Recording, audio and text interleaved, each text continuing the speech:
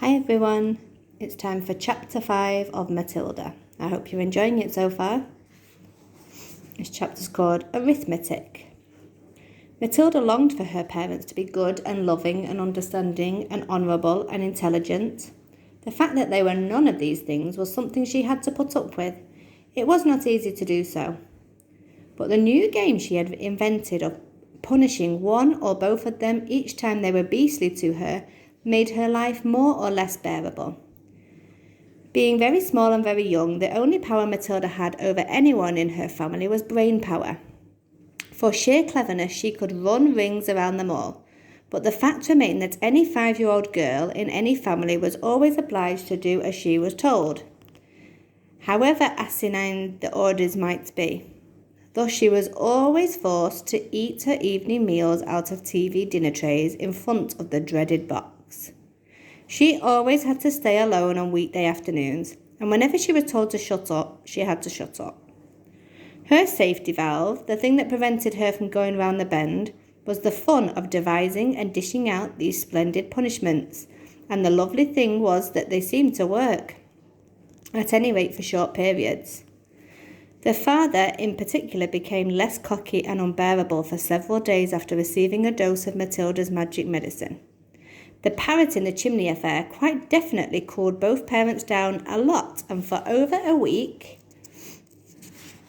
they were comparatively civil to their small daughter.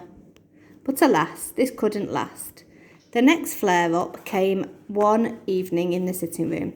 Mr. Wormwood had just returned from work. Matilda and her brother were sitting quietly on the sofa waiting for their mother to bring in the TV dinners on a tray. The television had not yet been switched on.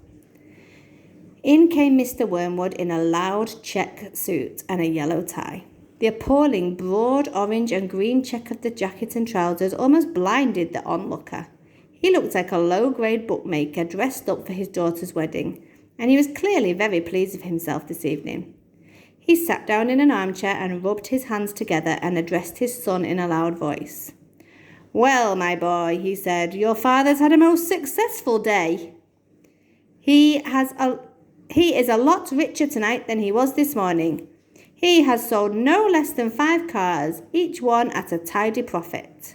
Sawdust in the gearboxes, the electric drill on the speedometer cables, a splash of paint here and there, and a few other clever little tricks, and the idiots were all falling over themselves to buy."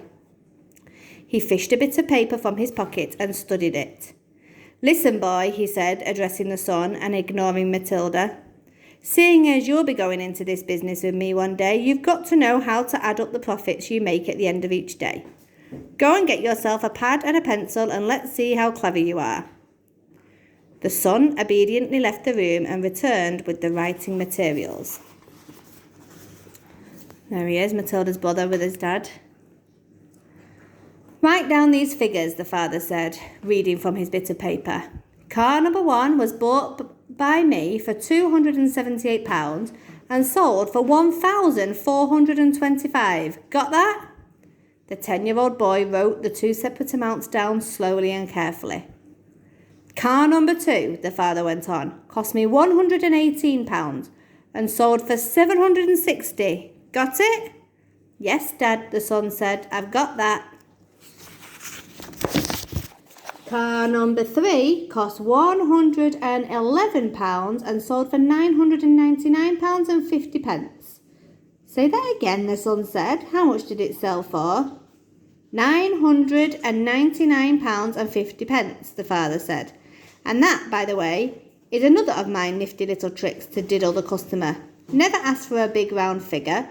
Always go just below it. Never say £1,000. Always say £999.50. It sounds much less, but it isn't. Clever, isn't it?" "Very," the son said. "You're brilliant, Dad." "Car number 4 cost £86. A real wreck that was, and sold for £699.50. "Not too fast," the son said, writing the numbers down. "Right, I've got it.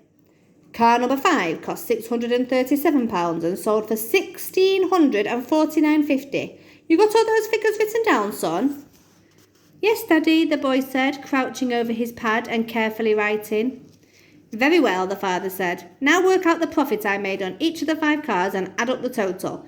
Then you'll be able to tell me how much money your rather brilliant father made altogether today. That's a lot of sums, the boy said. Of course it's a lot of sums, the father answered. But when you're in big business like I am, you've got to be hot stuff at arithmetic. I practically got a computer inside my head. It took me less than 10 minutes to work the whole thing out. You mean you did it in your head, Dad? The son asked, goggling. Well, not exactly, the father said. Nobody could do that, but it didn't take me long. When you're finished, tell me what you think my profit was for the day. I've got the final total written down here, and I'll tell you if you're right. Matilda said quietly, Dad, you made exactly £4,303.50 altogether. Don't butt in, the father said. Your brother and I are busy with high finance. But, Dad... Shut up, the father said. Stop guessing and trying to be clever.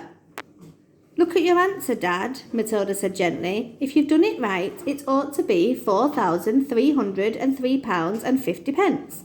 Is that what you've got, Dad? The father glanced down at the paper in his hand. He seemed to stiffen. He became very quiet. There was a silence. Then he said, Say that again. £4,303.50, Matilda said. There was another silence. The father's face was beginning to go dark red. I'm sure it's right, Matilda said. You little cheat, the father suddenly shouted, pointing at her with his finger. You looked at my bit of paper. You read it off from what I've got written here. Daddy, I'm the other side of the room, Matilda said. How could I possibly see it? Don't give me that rubbish, the father shouted. Of course you looked. You must have looked.